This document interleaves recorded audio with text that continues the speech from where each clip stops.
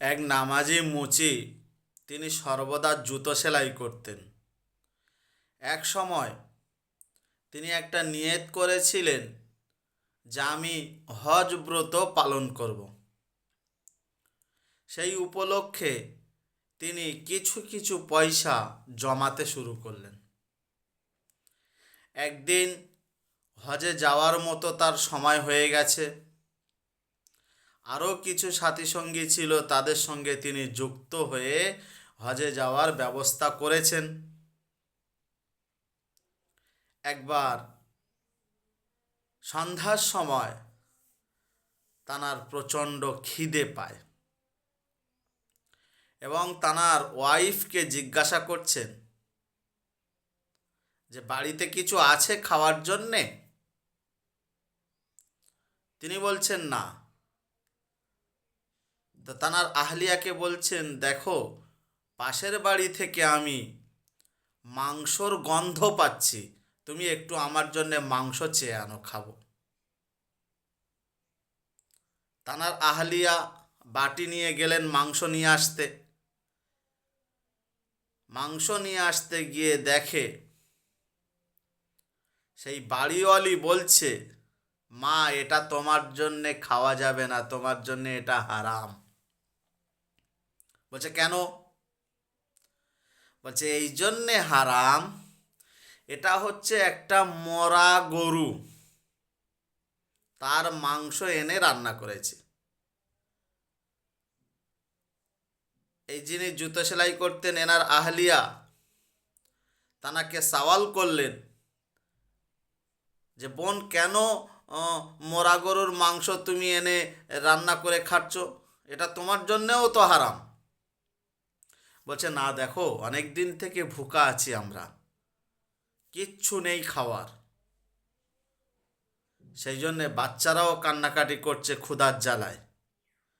সেই জন্যে আমার স্বামী এই মরা গরুর মাংস এনে আমাকে দিয়েছে, আমি তাই বাচ্চাদের জন্য যতটুকুই প্রয়োজন ততটুকুই এনে রান্না করেছি, তাদের ক্ষুধা নিবারণের জন্যে।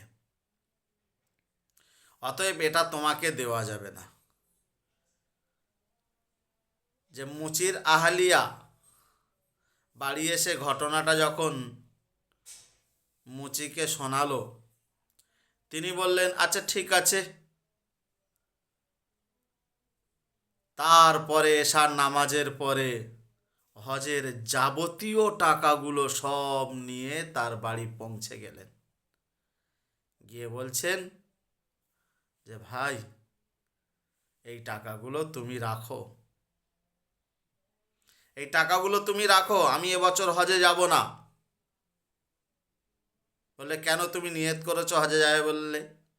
বলছে না ভাই, তুমি টাকাগুলো রাখো, আমি এবছর হজে আর যাব না। তো সাথীরা জিজ্ঞাসা করলেন যে ভাই কেন যাবে না? বলছে না, আমার একটু অসুবিধা আছে, আমি এবছর যাব না। সবাই চলে গেল। যত সাথী চলে গেল, তারা হজ করছে, প্রত্যেকটা হজের রুকুনগুলো পালন করছে, আর কিন্তু এই মুচিকে সবাই দেখতে পাচ্ছে, তার সাথে কথা বলা, তার সাথে খাওয়া, যেখানে যাচ্ছে একে দেখতে পাচ্ছে, তার সাথে ওঠা বসা, তার সাথে নামাজ পড়া, তার সাথে তওয়াব করা, তার সাথে পাথর মারা শয়তানের, সব কিছু এ দেখতে পাচ্ছে। এরা সব একসাথে সালাম মোসাফা করে বাড়ি ফিরল। এবং বাড়ি এসে কিছু হাজি সাহেব বলল, চলো মুচি ভাইয়ের সঙ্গে সাক্ষাৎ করে আসি। সাক্ষাৎ করতে এসে দেখে বলে ভাই, তুমি যে ফিরে এসে আমাদের সঙ্গে আর সাক্ষাৎ তো করলে না। বলছে আমি হজে গেলাম কোথায়, আমি তো হজে যাইনি। বলছে কি বলো, তুমি এত বড় হাজি সাহেব হয়ে আর মিথ্যা কথা বলছো? এলাকাবাসী বলল না, ইনি তো হজে যায়নি। তারা বললে দেখেছো আল্লাহর কত বড় কুদরত, আল্লাহ এনার হজ কবুল করেছে। জনৈক ইমাম সে বছর হজে গিয়েছিলেন। তিনি এশার নামাজের পরে ঘুমিয়ে পড়েছেন। দুজন ফারিস্তা তার মাথার ধারে এসে আলোচনা করছেন যে ভাই, এবছর কতজন মানুষ হজ করতে এসেছে? একজন ফারিস্তা বলে 2 লক্ষ মানুষ হজ করতে এসেছে। আবার আরেকজন জিজ্ঞাসা করছে এবছর কতজন আর কবুল হয়েছে? বলছে কারোর হজ কবুল হয়নি, কারোর হজ কবুল হয়নি। বলছে কেন হজ কবুল হলো না কেন? বলছে সকলের টাকায় গোলমাল ছিল। আবার আরেকজন বলছে না না না, হজ একজনার ওসিলা করে আল্লাহ সকলের কবুল করে নিয়েছে, আর সেই মানুষটা হজ করতে আসেনি, সে জুতো সেলাই করে মুচি, হজ করতে আসেনি, তার ওসিলা করে আল্লাহ সকলের হজ কবুল করে নিয়েছে। এ যখন এই স্বপ্নটা দেখলো, ইমামে সিররিনের কাছে ছুটে গেল। ইনি স্বপ্নের তাবির করতেন, ইমামে সিররিন। বলছে হুজুর কি ব্যাপার বলুন তো, আমি এই স্বপ্ন দেখেছি। বলছে হ্যাঁ স্বপ্নটা বাস্তব। যাও তানার কাছে, গিয়ে খবর নিয়ে দেখে যে ভাই তুমি হজে যাওয়ার জন্যে কিছু চিন্তা ভাবনা করেছিলে? বললে হ্যাঁ আমি হজে যাওয়ার জন্যই তো চিন্তা করেছিলাম, কিন্তু হজে যাইনি। একজন গরিব মানুষ ছিল, আমার সমস্ত টাকা তার দিয়ে দিলাম। তো বর্তমান যারা হজ এবং ওমরা করতে যায়, আমি জানি না এরা হজ এবং ওমরা করে কি না, আমার মনে হয় এরা বেড়াতে যায়। একটা মানুষের উপরে 4টে হক আছে, এই 4টে হক যদি তুমি পালন করতে পারো, আল্লাহর সঙ্গে দেখা করো গিয়ে। তার ইনকামের উপরে 4টে হক আছে। প্রথম নম্বর হক হচ্ছে তার বোন, বোনাই, ঝিমা, ফুয়াম্মা, পিসি যেটাকে বলা হয়,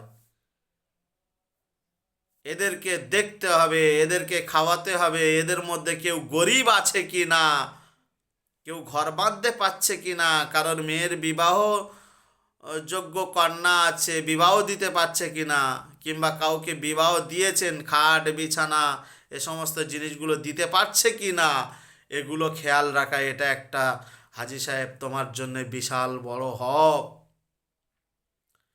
দ্বিতীয় নম্বর হক হচ্ছে তোমার শ্বশুর শাশুড়ির দিক থেকে, তোমার শ্বশুর শাশুড়ি শালা এরা কেউ গরিব আছে কি না, তোমার শালিরা এরা কেউ গরিব আছে কি না, কেউ ঘর বাঁধতে পারছে কি না, এদের খাওয়া দাওয়া ঠিকঠাক হচ্ছে কি না, এ বিষয়ে খেয়াল রাখা হাজি সাহেব তোমার জন্য বিশাল কর্তব্য। তুমি ওমরা করতে গিয়েছো, তুমি হজ করতে গিয়েছো, এই এই দুটো খেয়াল রেখেছো।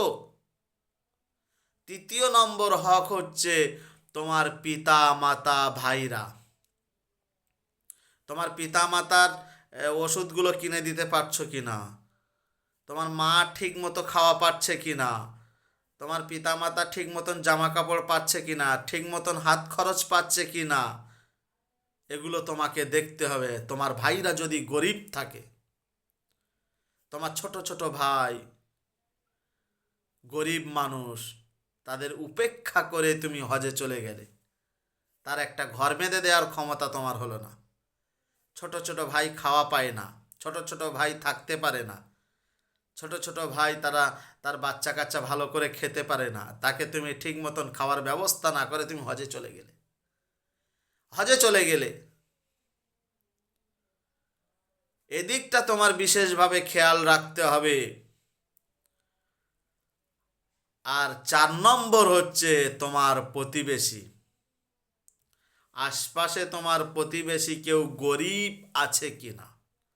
পুরো দেশে তোমার দেখতে বললে হয়নি, পুরো থানার মধ্যে তোমার দেখতে বলা হয়নি, পুরো গ্রাম তোমার দেখতে বলা হয়নি, তোমার আশপাশের প্রতিবেশী তারা গরিব আছে কি না, তারা ঠিকঠাক খাওয়া পাচ্ছে কি না, তাদের ঘরদোর ঠিকঠাক আছে কি না, তাদের মেয়ের বিবাহ ঠিকঠাক হচ্ছে কি না, এগুলো তোমার হক, এগুলো তোমার দেখতে হবে। এগুলো যদি দেখো কারোর মধ্যে কেউ অভাবগ্রস্ত বা এ আছে, মানে বিবাহযোগ্য মেয়ে আছে বিবাহ দিতে পারছে না, গরিব আছে ঘর বাঁধতে পারছে না, তোমার হজে গিয়ে লাভ নাই। ওই টাকাটা তাকে দিয়ে দাও, যে তুমি ঘর বেঁধে নাও, আমি হজে যাওয়ার নিয়ত করেছি, টাকাটা তোমার আল্লাহর উদ্দেশ্যে তোমাকে দিয়ে দিলাম, আগামী বছর আবার নিয়ত করছি, আল্লাহ যদি দেয় তাহলে ফের যাব। দেখবে তোমার হজে গিয়ে হজ কবুল হয়েছে কি না সন্দেহ আছে, এই কারণে আল্লাহ তোমার হজ কবুল করে নেবে। এই কারণে আল্লাহ তোমার হজ কবুল করে নেবে। আমরা এগুলো দেখি না। তারপরে দেখতে হবে হারাম টাকা আছে কি না। তোমার টাকা যে টাকা নিয়ে যাচ্ছ হালাল হতে হবে। সুদের টাকা নয়, জাকাতের টাকা নয়, মানতের টাকা নয়, ফেদরার টাকা নয়, জাকাতের টাকা নয়। আরেকটা জিনিস খেয়াল রাখা দরকার, বিশেষ করে বর্তমান যুগে আমাদের যারা ইমাম সাহেব আছেন, এই মেটিয়াবুরু, সন্তোষপুর, মেটিয়াবুরু, সন্তোষপুর, বিভিন্ন জায়গায়, দিল্লি, বম্বে, কলকাতা, এই ইমাম সাহেবগুলো কি করে, পরের টাকায় পদ্মানি করে।